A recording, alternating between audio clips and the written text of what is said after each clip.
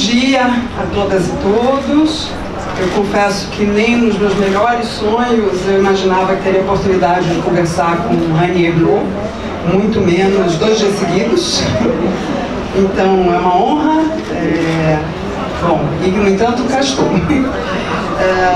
Mas junto com o privilégio vem a responsabilidade da tarefa de conduzir essa conversa entre ela e o incrível Giovanni Martins, escritor que virou sensação ao lançar em 2018 O Sol na Cabeça, seu livro de estreia, ficar um pouco pro lado para eu poder que ter o recebeu quadro elogios de gente câmera, graúda como Chico Buarque e Milton Ratum.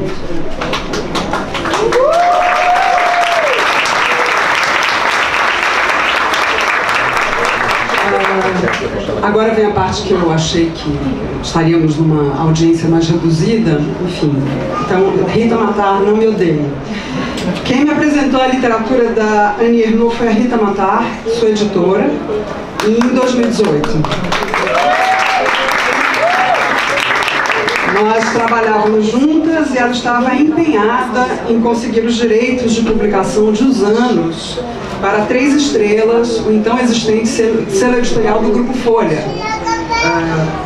A Rita, minha xará, a quem todos nós devemos agradecer por esse feito de ter trazido a obra da Annie Ernaux para o Brasil, redigiu uma longa carta, acho que para Gallimard, explicando por que queria tanto publicar no Brasil não apenas esse livro monumental que é Os Anos, como, se possível, toda a obra da Annie Ernaux.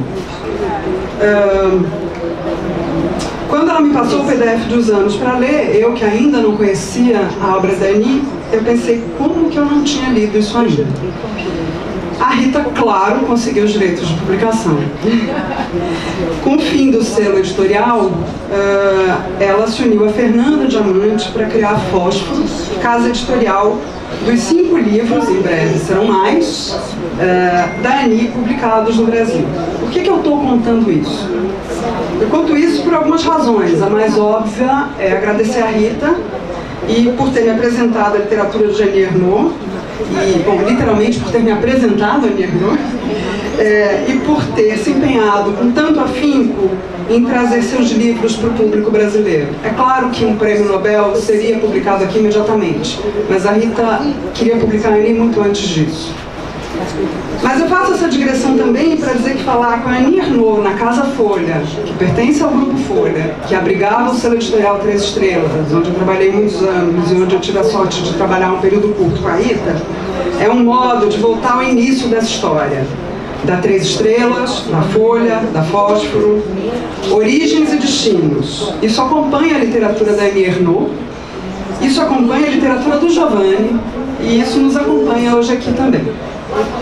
Passo então a uma apresentação breve dos dois, para enfim dar a palavra a eles. Nascida em Lillebonne, na França, em 1940, Annie Ernaux é a primeira escritora francesa a receber o Prêmio Nobel.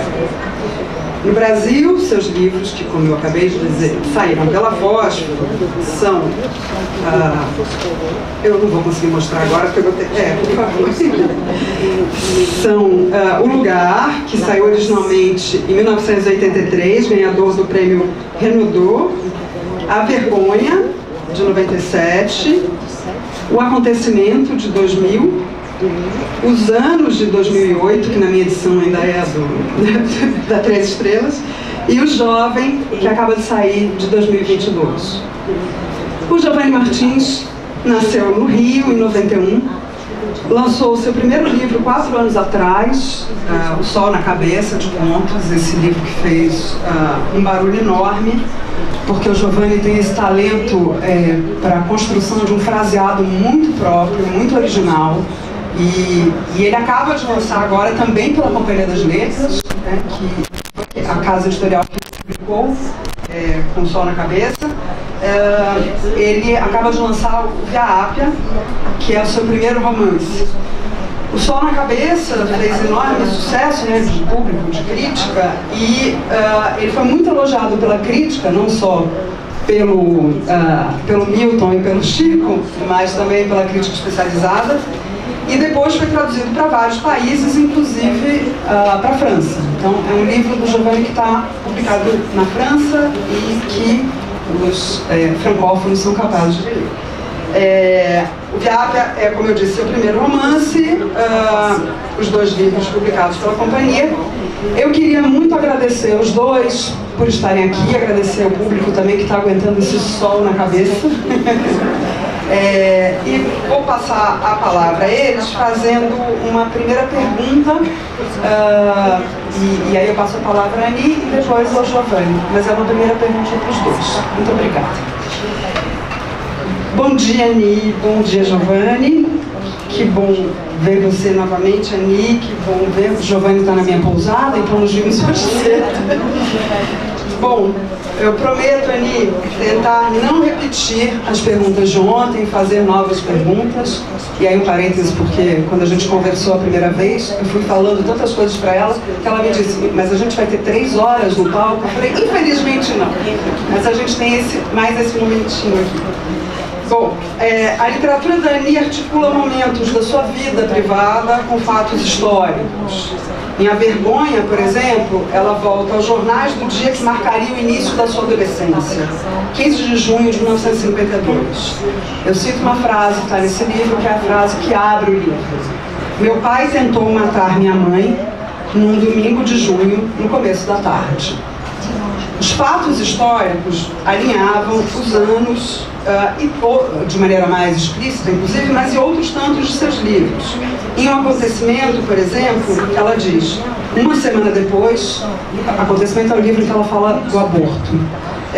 Uma semana depois, Kennedy foi assassinado em Dallas, mas isso já não me despertava nenhum interesse.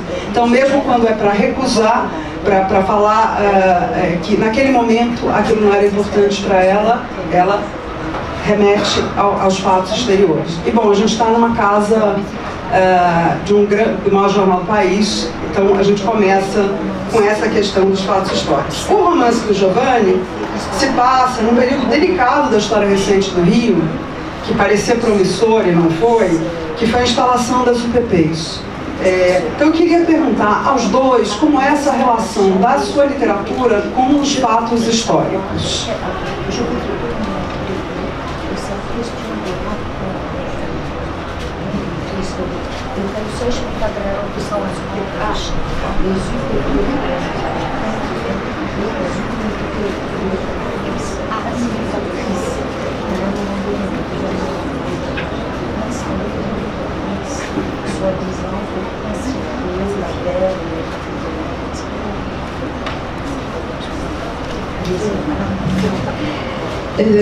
Oui, il me semble toujours nécessaire, absolument nécessaire, d'inclure ce qui m'arrive personnellement dans le contexte historique précis, le présent.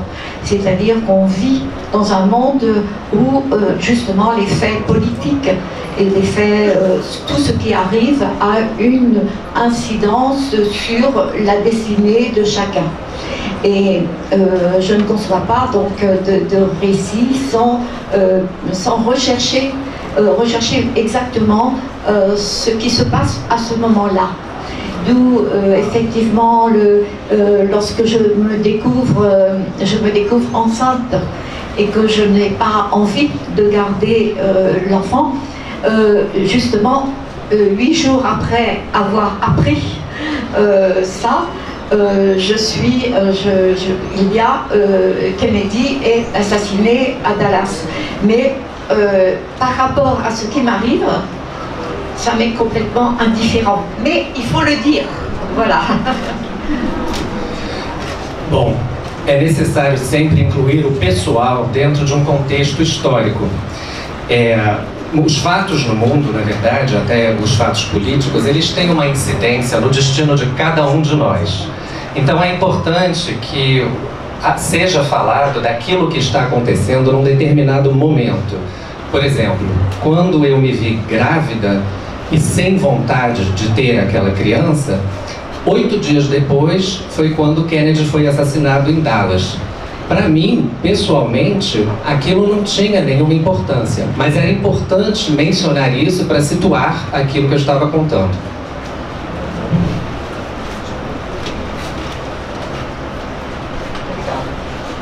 Olá, bom dia.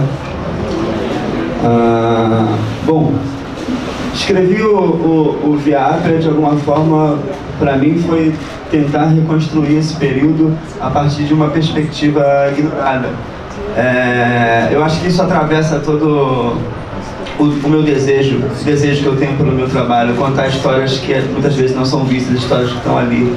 Por isso no Via Appia eu começo cada dia com uma data diferente, né? Eu estou marcando um tempo histórico, um tempo importante para a cidade do Rio de Janeiro, um tempo que foi fundamental para poder que a sociedade civil naturalizasse a militarização desses espaços e a gente chegasse na chacina, na sanguinolência que a gente vive hoje. Então, para mim, é muito importante reconstruir esse momento a partir de uma outra perspectiva. E de uma perspectiva intimista, pessoal, como disse a Anne. Então eu acho que mais do que contar as histórias da UPP nesse livro, eu conto como a vida desses jovens foram afetadas por esse momento. Isso para mim tem o poder de comunicar de uma forma muito próxima com o leitor, e eu apostei nessa potência. Na pergunta da Rita, tem uma palavra que eu acho chave também para fazer essa resposta, que era o parecia promissor. E esse livro, de alguma forma, é uma pergunta. Parecia promissor para quem, né?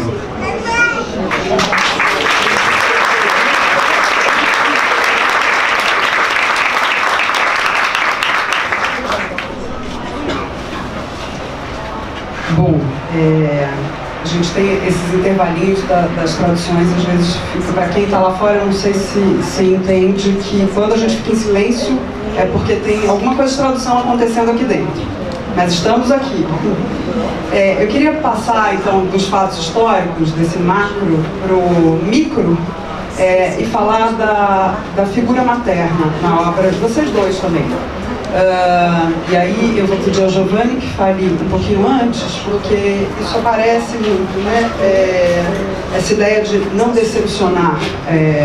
E a figura feminina é muitas vezes retratada em livros que tratam do universo periférico como a grande figura.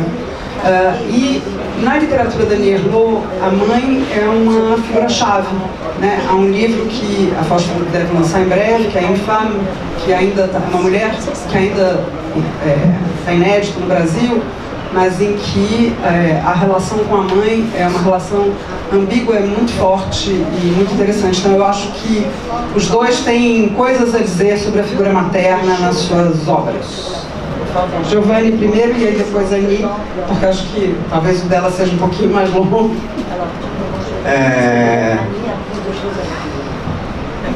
Bom, a figura da mãe é muito doida, né? Viver no Brasil, assim, porque a gente vive num lugar que tem uma filosofia, uma estrutura patriarcal, mas a gente tem relações matriarcais na nossa casa, né? O que é uma equação muito difícil de ser resolvida, né? Porque grande parte dos lares são mantidos por mães solteiras no Brasil. E ao mesmo tempo a gente tem essa cultura patriarcal, por isso que eu acho que é uma coisa filosófica até mesmo, de como a gente constrói esse imaginário e tudo. E as personagens femininas que eu trago para o meu livro são simplesmente a tentativa de eu tentar homenagear, sintetizar e entender. E essa figura sempre foi muito fascinante. Eu acho que eu escrevo livros por causa da minha avó, que era uma grande contadora de histórias. Eu escrevo livros por causa da minha mãe, que me levava na Bienal do Livro. Então toda a relação, toda a maneira como eu aprendi a enxergar o mundo passa por essas mulheres. E quando eu trago essas figuras para a literatura, é uma forma de tentar entendê-las e homenageá-las ao mesmo tempo.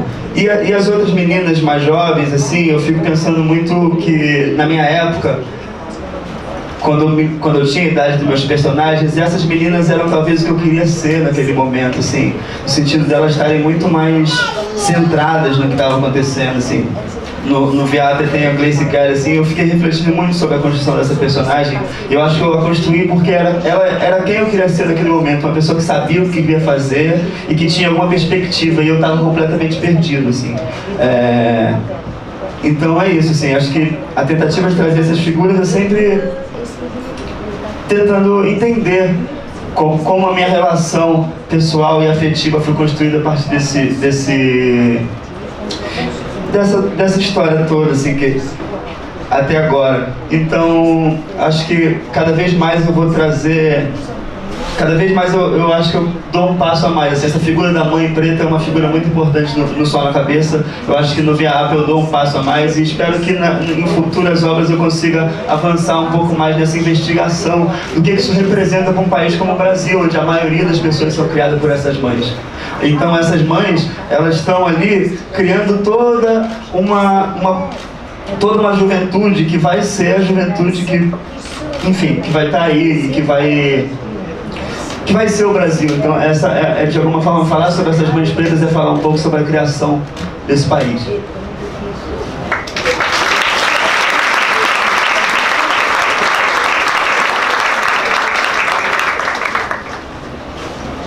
Oui,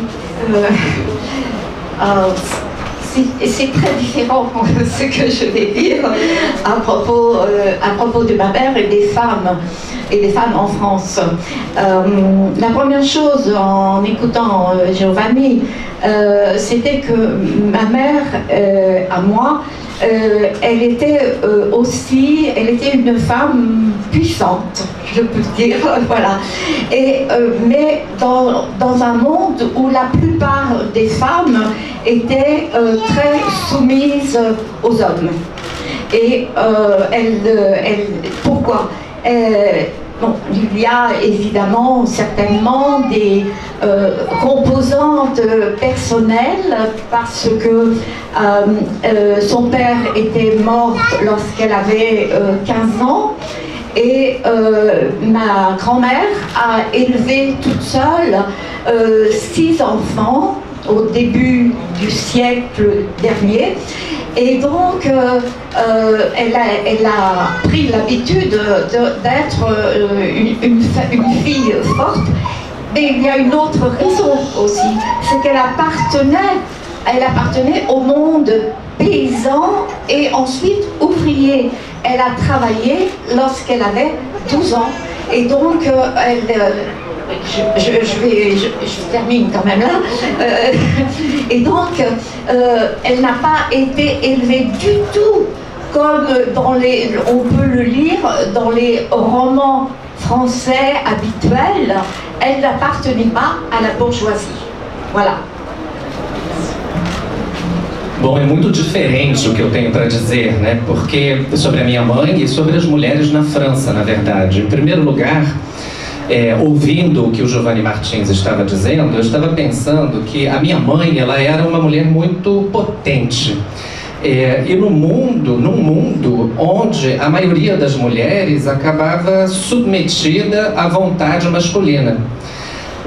E há algumas componentes, evidentemente, nesse caráter da minha mãe que eram pessoais. Ela perdeu o pai, por exemplo, aos 15 anos de idade. Além disso, ela acabou sendo criada por uma avó que criou sozinha 6 crianças no começo do século passado. Ou seja, ela foi obrigada desde cedo a ser uma menina forte. Um outro elemento também é que ela veio de um meio operário, então ela precisou começar a trabalhar aos 12 anos, o que quer dizer que ela não foi criada como a gente costuma ler nos romances franceses.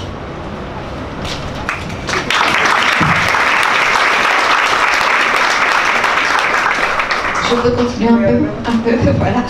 Oui, donc ma mère a été un modèle extrêmement différent de toutes les mères. Elle n'aimait pas du tout faire le ménage, ni faire la cuisine, ni coudre, et elle voulait agir dans le monde, et la seule chose qu'elle pouvait faire, c'était de vendre, d'avoir un commerce. C'était son rêve, voilà, d'avoir un commerce et d'être autonome. Et mon père était ouvrier, travaillait. Ensuite, il a aussi travaillé au commerce, mais c'est ma mère qui est la grande figure du couple de mes parents.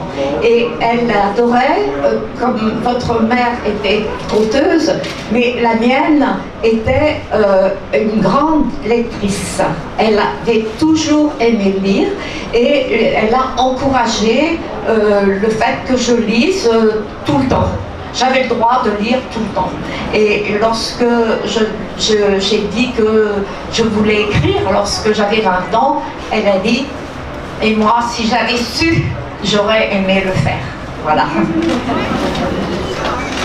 Bom, a minha mãe, ela era um modelo de mãe muito diferente de todas as outras mães, porque ela não gostava das tarefas caseiras, ela não gostava de cozinhar, ela não gostava de costurar, ela queria estar no mundo. Então a única coisa que ela podia fazer, de fato, era trabalhar no comércio.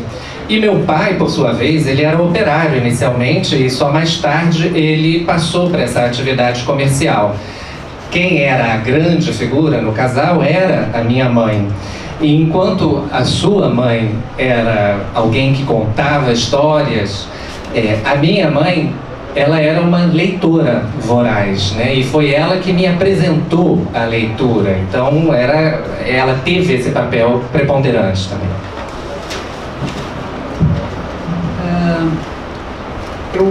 Só um comentário, eu não sei quantos de vocês conseguiram assistir ao filme Os Anos Super 8, acho que em português traduzido como Os Anos de Super 8, né?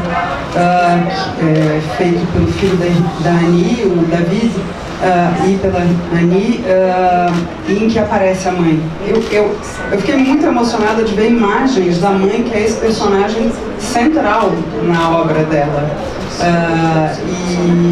Enfim, então, quando eu disse que ela certamente falaria mais sobre a mãe, é porque a mãe é muito importante nessa construção narrativa dos livros. Quem já conhece a obra da Annie sabe disso. Mas eu queria falar de uma outra coisa que também aparece e que tem a ver também com a mãe, a figura da mãe na obra da Annie, que é a questão da inadequação. Aparece o tempo todo essa ideia de o que vão pensar da gente.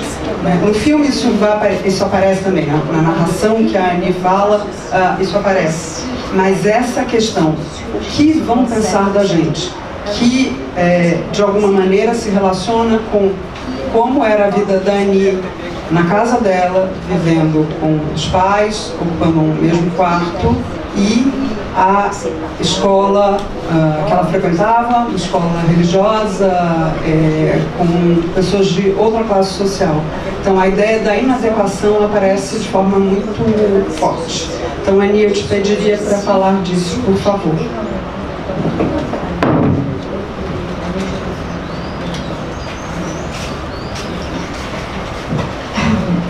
Oui, alors c'est évidemment une composante très, très importante de mon travail d'écriture. C'est ce sentiment d'être passé d'une classe sociale dans une autre. J'appartiens effectivement à la classe sociale, disons, des dominés, des gens considérés comme inférieurs. Et par l'école, je suis passée dans un monde qui a d'autres codes, d'autres façons de parler, d'autres manières, et qui va considérer le monde donc dominé, voilà, va le considérer comme avec une sorte de mépris ou d'indifférence, et surtout ne pas le connaître, Et c'est dans dirais-je, dans cette coupure, dans cet intervalle, dans cet entre-deux, qu'au fond, je situe mon écriture. Voilà. Parce que, ayant la mémoire d'un monde et vivant dans un autre monde, j'ai forcément une autre façon d'écrire et le désir de faire connaître le monde d'où je viens sans ce regard dominant.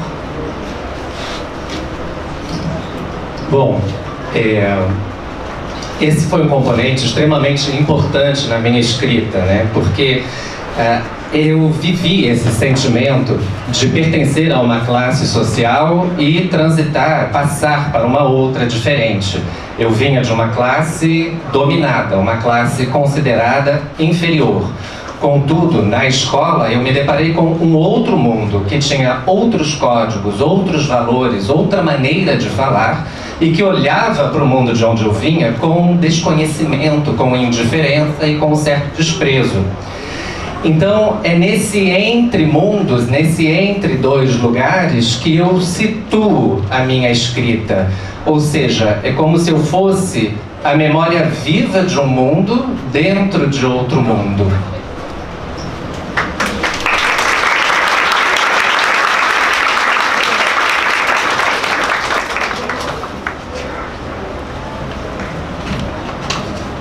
Olha, eu acabei de me dar conta que acho que não mostrei os livros do Giovanni. Mostrou? Eu falei, diga. Mostrei. Obrigada. Não, eu queria, na verdade, continuar um pouco nesse assunto e aí trazer o Giovanni um pouquinho para a conversa, que é essa questão de estar num mundo pouco leitor, quer dizer, no caso da Dani, a mãe era uma grande leitora, mas ela mesma diz que a instrução era vista, nos anos ela fala isso, né? Que a instrução era vista com desconfiança, né? Mas estudar para quê? Trabalhar. Isso num país em que a educação é um valor, né, muito forte, como a França. Então, a revelação disso para o público brasileiro é muito curiosa, né? E, no entanto, ela muda de classe social em função da instrução. Mas existe sempre esse momento de retorno à casa familiar, de retorno à cidade, de retorno a esse mundo. E aí eu queria, enfim, que a gente falasse um pouquinho mais disso, mas também que o Giovanni falasse como foi, quando ele se torna um escritor, como passa a ser a convivência com amigos e pessoas que não eram leitoras. Se ele passa a ser visto também com desconfiança. Eu acho muito pelo contrário, assim. Eu acho que eu comecei a ser visto com muita confiança, assim. E acho que começaram até a confiar as histórias para eu poder contar. E eu acho que isso tem a ver com a gente tá em realidades completamente opostas, né? Eu e a Aline, nesse sentido, históricas. A gente está falando de um país que foi o último país a abolir a escravidão no final do século XIX e que no começo do século XX, menos de 5% das pessoas eram letradas, né? Então, estudar para uma população que não teve nenhuma reparação histórica era a única saída, assim, para poder conseguir mudar qualquer perspectiva de futuro, para poder construir qualquer perspectiva de futuro. Então minha mãe não pôde estudar, porque começou a trabalhar com 9 anos de idade, minha mãe tem 8 irmãos. Então ela tinha essa convicção muito forte, você precisa estudar, você precisa romper com isso. Por mais que ela não falasse, ela falava assim, você precisa estudar, você precisa fazer uma faculdade, você precisa ler, você precisa... Ela falava isso pra mim o tempo inteiro. Bom, eu não ouvi tanto esse conselho porque eu saí da escola na 8ª série. Mas uma outra coisa que ela falava além disso é você tem que ler. E isso eu ouvi e os livros me trouxeram aqui. Então, de alguma forma, foi uma aposta na educação a vida inteira, e eu sinto que eu fui muito influenciado pelos meus amigos, pelos meus primos, pelos meus tios. Todo mundo falava assim, esse moleque vai ser diferente, porque ele lê, porque ele tem conhecimento. E a gente, eu acho que entendia que o conhecimento, nesse sentido, era a única forma da gente conseguir romper com essa barreira. Porque a gente sabe que diploma não resolve.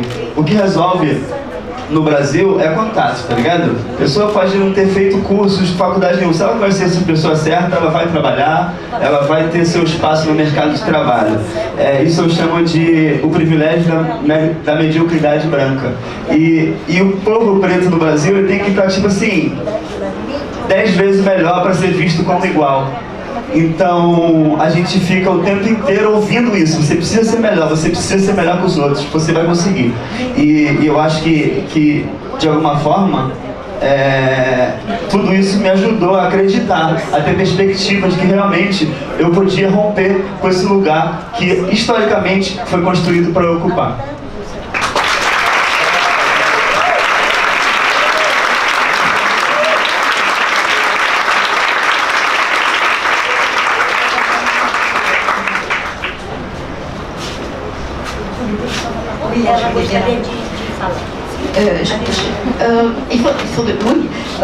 En fait, le système français est très différent, mais alors il y a des ressemblances. C'est-à-dire, vous avez dit effectivement qu'il y a des blancs médiocres qui, grâce à leurs relations, ont de bonnes situations.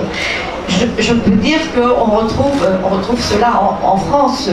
Il suffit d'être justement ce qu'on appelle des héritiers. Voilà.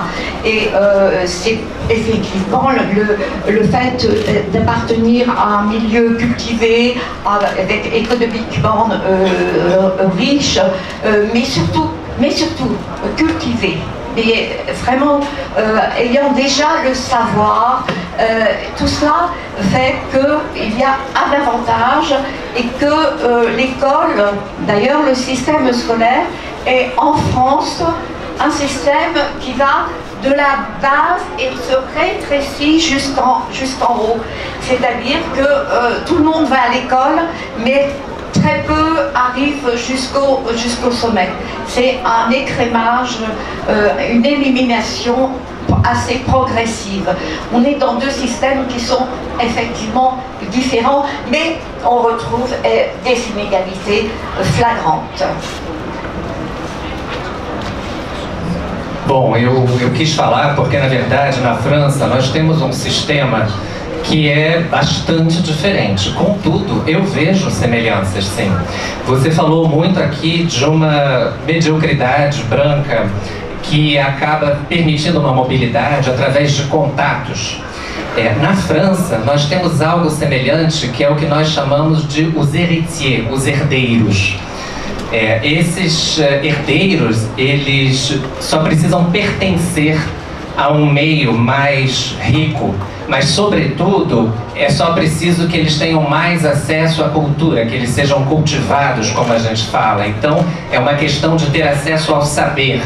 E quanto à escola, ela tem um sistema que ele é como um funil invertido.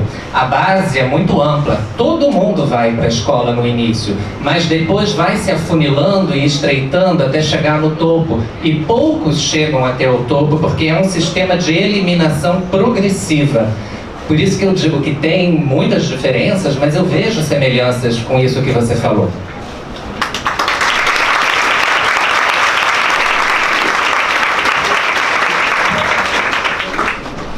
A França tem, quer dizer, você chega à faculdade, mas alguns eleitos, na maneira de dizer, chegam às grandes escolas. Então há uma separação na instituição escolar francesa que é elitista. Né? Bom, mas eu queria, Ani, falar um pouquinho, não sei se você conseguiu escutar ontem, porque você estava com fone, mas quando a gente falou do acontecimento na mesa, na tenda, o pessoal que estava no telão aplaudiu muito você.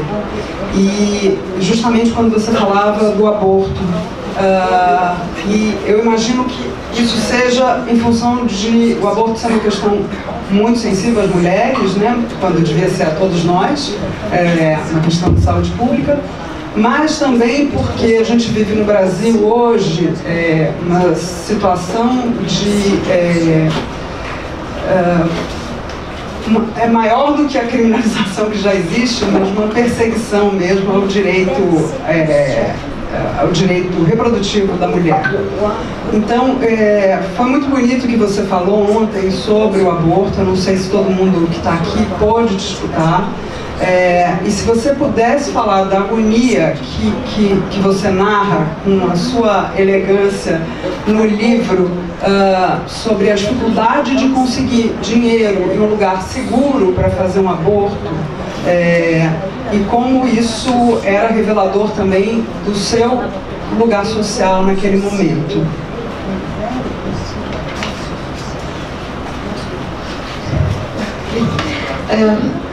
Le livre que j'ai écrit, l'événement, en 2000, est le récit de l'avortement clandestin que j'ai subi, que j'ai connu 30 ans auparavant, lorsque c'était interdit en France.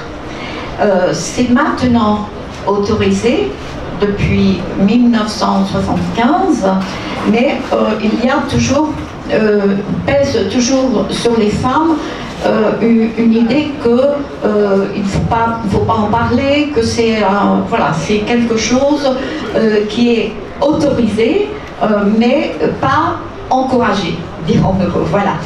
Et le récit que j'ai fait, c'est justement, à l'époque, c'est parce que je désire vraiment que jamais les femmes ne vivent cela. Or, je crois qu'au Brésil, elles le vivent encore. Voilà. Pas toutes, parce que justement, il y a aussi une question d'argent. Lorsque j'ai, quand j'avais 23 ans, que j'ai avorté, j'étais étudiante sans argent et je ne connaissais pas de médecin qui le fasse. Je ne connaissais vraiment personne. Et pendant 2 mois, j'ai cherché à avoir l'argent et une adresse. L'adresse d'une femme qui accepterait, parce qu'il y en avait qui font ça pour de l'argent. Et c'est ce qui m'est arrivé. Et c'était quelque chose que je décris en détail parce qu'il faut savoir ce que c'est. C'est une femme à qui on donne l'équivalent d'un salaire de secrétaire, voilà, et qui vous met une sonde dans l'utérus. Et ensuite, il se déclenche une fausse couche et on se retrouve à l'hôpital. Et à l'hôpital, on est méprisé, on est traité comme une chienne. Voilà ce qui m'est arrivé. Et je pense que c'est quelque chose qui est contre la dignité des femmes. Comment est-ce qu'on peut accepter qu'une femme soit réduite à cela? Parce que c'est décidé d'en haut par un pouvoir la plupart du temps masculin et aussi religieux, ça compte beaucoup, voilà, à vivre cela. Donc c'est contre sa liberté, c'est contre le corps de la femme, c'est une sauvagerie qui est inadmissible dans le monde.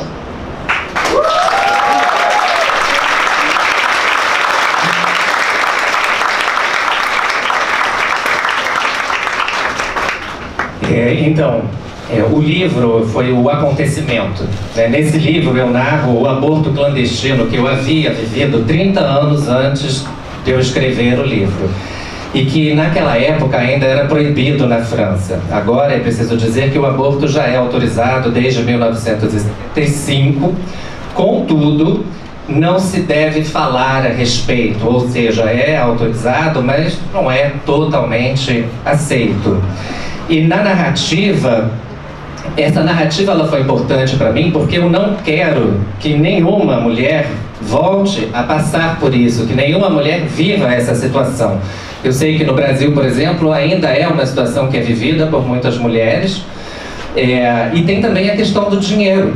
Eu, na época, era uma estudante e eu não tinha dinheiro suficiente para um procedimento desses. Eu não conhecia ninguém que pudesse fazer esse procedimento. Então eu passei 2 meses buscando tanto o dinheiro quanto alguém que fizesse isso para mim.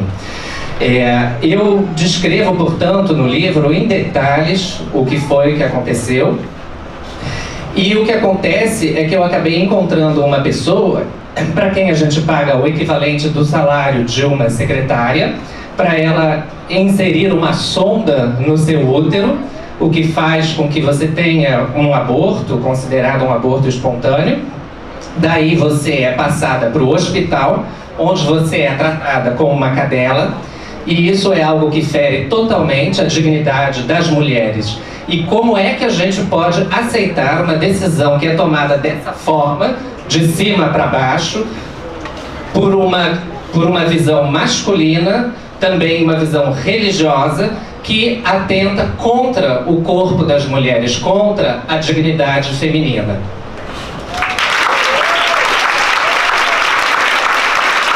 Somos uma instituição que trabalha em prol da gestão pública brasileira, dos servidores públicos brasileiros.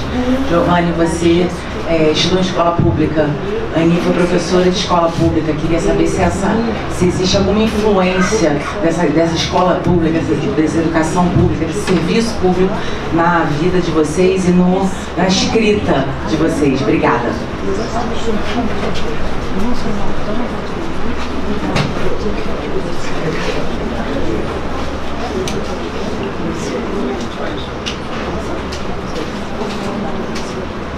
Obrigado pela pergunta.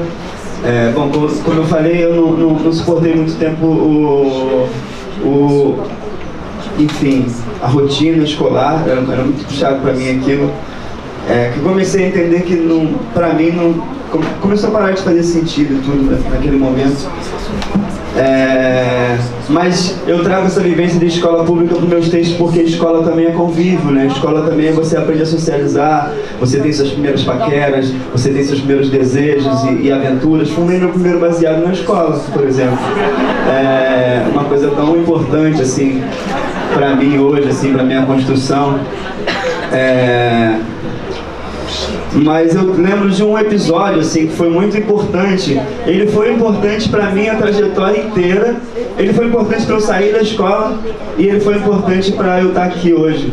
Que foi um dia que eu estava numa aula de geografia e o professor, completamente revoltado assim com a bagunça na sala, ele começa a fazer um escândalo falando pra gente que se a gente não tomasse vergonha na cara e estudasse, a gente ia cumprir exatamente o destino que tinham preparado pra gente. Eu estudava na Gávea, na frente de uma das escolas mais caras do Brasil, e ele falou: vocês estão aqui para aprender a ser empregado das pessoas do outro lado da rua, e se vocês não estudarem, é isso que vocês vão ser. Eu fui estudar por outras vias, fico muito feliz de não ser empregado de ninguém hoje, mas não estou querendo aqui fazer apologia contra a escola, gente, dá para fazer as duas coisas.